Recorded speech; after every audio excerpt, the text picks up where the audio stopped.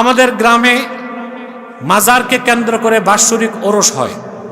সেখানে নারী পুরুষ বাউল শিল্পীদের মাধ্যমে সারা রাত গান বাদ্য হয়। আর ওখানে আমাদের মসজিদের ইমাম সাহেব এশার নামাজের পর দোয়া জিকির আজকার করে। নাউজুবিল্লাহ।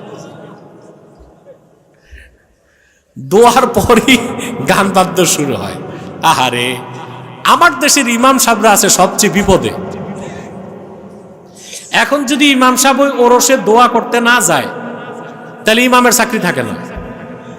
কথা বলেন। ইমামের চাকরি গেলে আবার যুবকরা কিন্তু ইমামের পক্ষে দাঁড়াবে না, কারণ মসজিদ কমিটির সভাপতি সুদখোর, সেক্রেটারি ঘুষখোর। আমি বলে থাকি, বাজারে দারোয়ানের চাকরি যেতে সময় লাগে, মসজিদের ইমামের চাকরি যেতে সময় লাগে না।